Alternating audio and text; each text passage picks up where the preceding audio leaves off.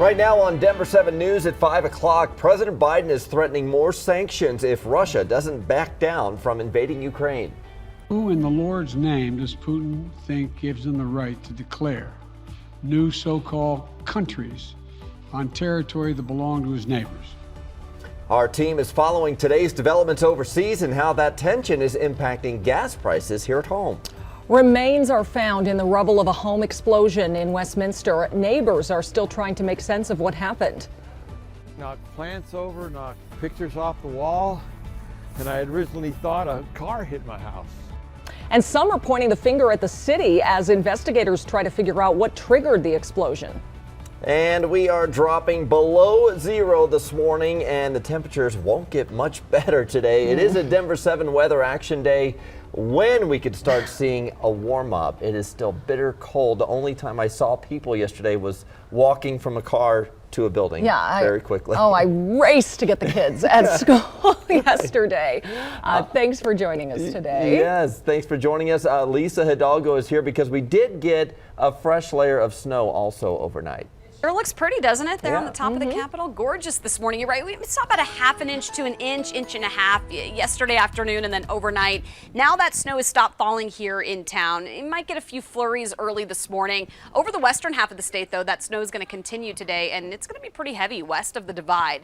We will see more snow here in town today, again this afternoon, almost kind of the same timing as what we saw yesterday.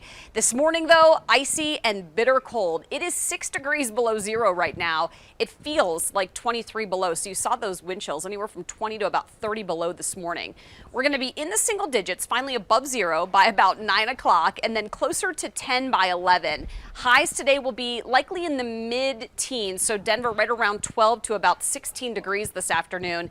It's pretty cold, and up and down the Front Range, you're going to see that this is once again the coldest corner of the state. We've got more 20s in the mountains and more snow out west. We'll take a closer look at the timing of our next round of snow, Jason, here coming up in just a few minutes. My favorite thermometer, which is my carmometer, read 3 below as I was making my way in this morning at 3 o'clock.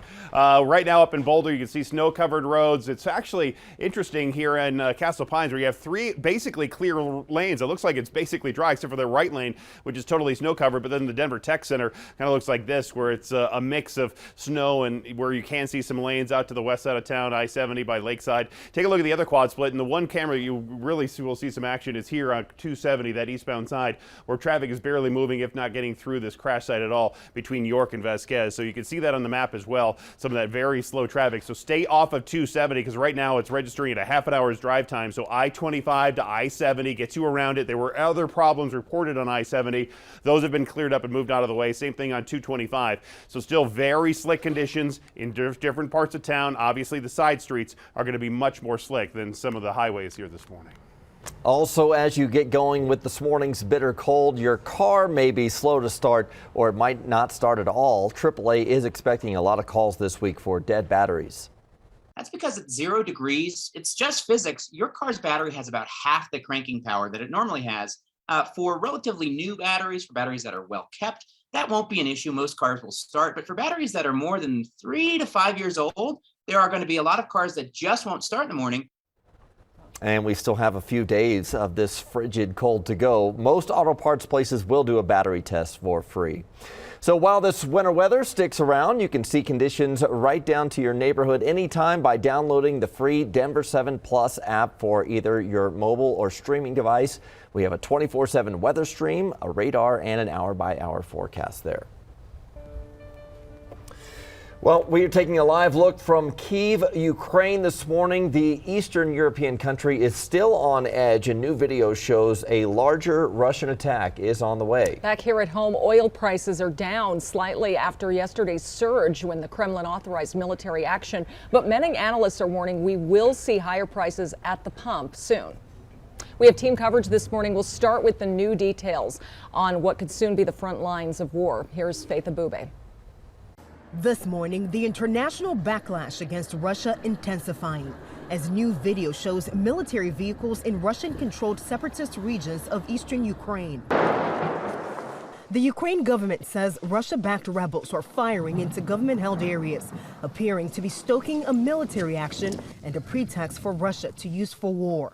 New images from private satellite company Maxar shows a buildup of Russian military supplies near Ukraine's border. The U.S. believes the Kremlin is also stocking up on blood supplies. You don't need blood unless you plan on starting a war.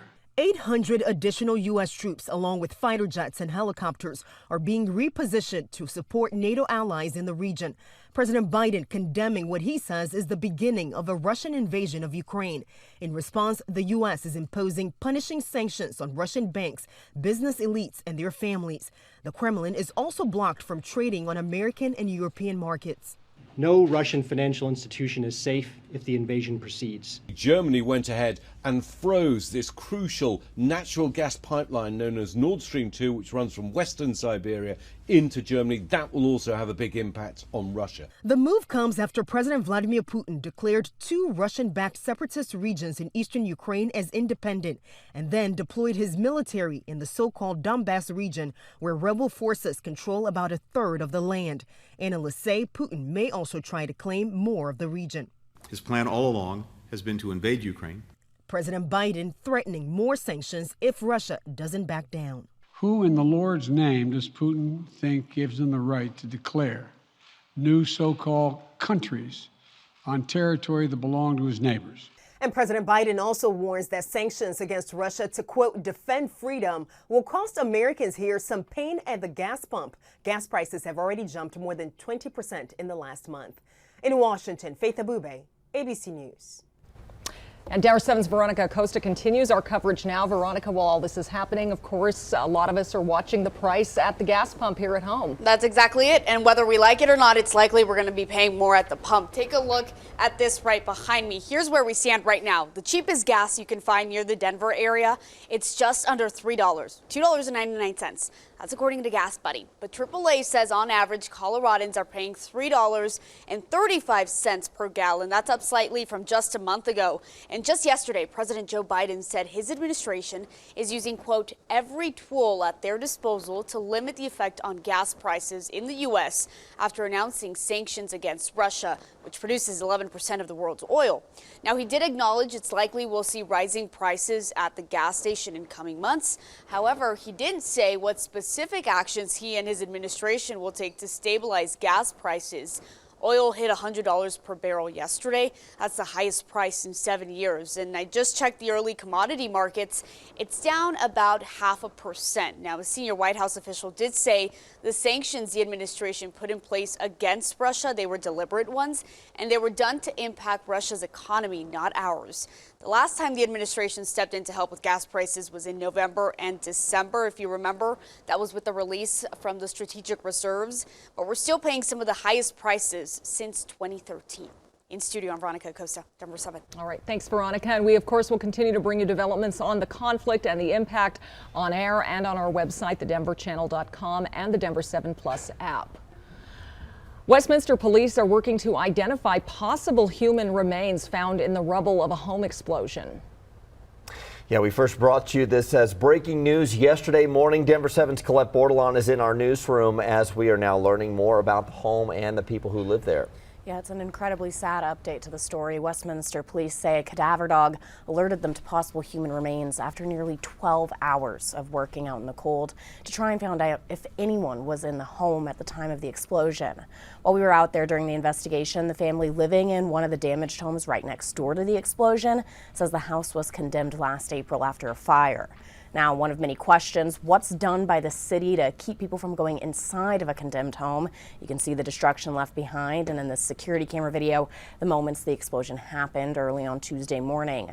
Those living nearby say it sounded like a bomb went off. Artwork fell off the walls of some homes, even across the street.